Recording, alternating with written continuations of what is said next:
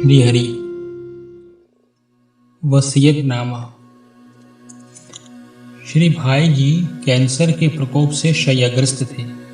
26-27 दिसंबर सन 1969 को उनका स्वास्थ्य बहुत अधिक खराब हो गया था।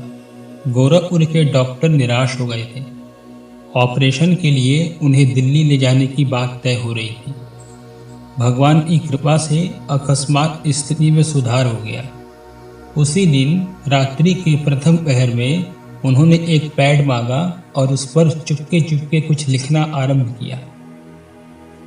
थोड़ा थोड़ा करके लगभग एक मास में अर्थात 27 जनवरी सन 1970 को उन्होंने उसे किसी प्रकार पूरा किया। यह उनका वसीयतनामा था। उसका विशेष महत्वपूर्ण एवं सर्वसाधारण के लिए उपयोगी अंश ही यहाँ पर पढ़ा जा रहा है। श्री हरि प्रस्तावना।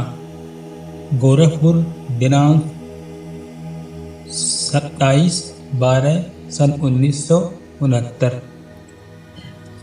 भाई जी लिख रहे हैं, कल ज़्यादा दर्द था, आज कुछ कम है। मेरे मन में आया कि मैं अपनी कुछ मान्यताओं और इच्छाओं को हो सके तो लिख दूं। तदनुसार लिखना शुरू किया है। मन की बातें सारी तो लिखी ही नहीं जाएंगी, कुछ बातें लिखी जा सकती हैं। लिखने के समय मन में जो चित्र होगा सत्य सत्य उसी को अंकित करने का विचार है।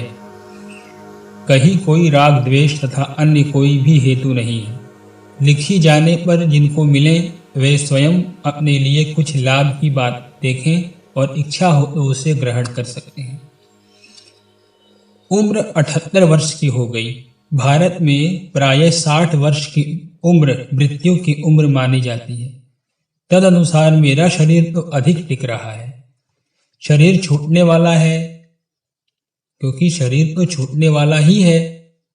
इसकी जरा भी चिंता या दुख नहीं होना चाहिए। आत्मा का कभी नाश नहीं होता।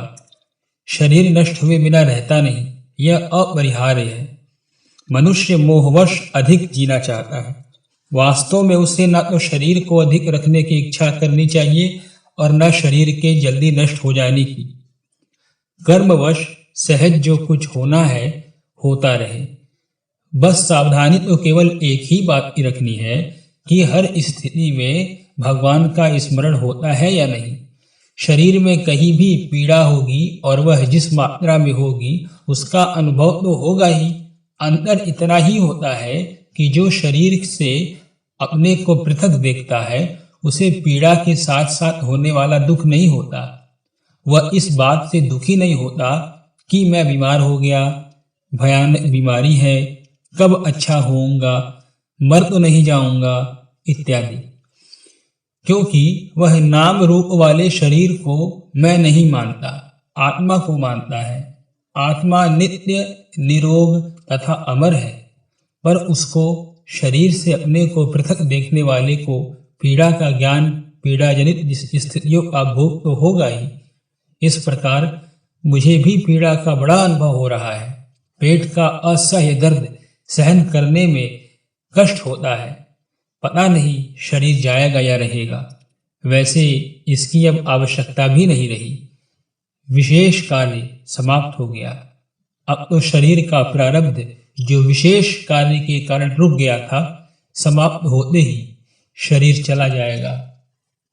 घर वालों को, स्वजनों को, मुझमें किसी भी कारण से राग रखने वालों को मोहवश दुख होगा ही, पर विधाता का अमिट विधान समझकर दुख नहीं करना चाहिए और मानव जीवन की यथार्थ सफलता के लिए मेरे भावों के अनुसार या जैसा जचे वैसा ही प्रयत्न करना चाहिए। आगे की वसीयतनामे को सुनने के लिए भाई जी के कृपया इसके अगले हिस्से को यानी अगले भाग को सुने और तब तक के लिए आज्ञा। ज्ञानशिला को सब्सक्राइब करें, वीडियो को लाइक करें और स्वजनों के साथ शेयर करें। धन्यवाद।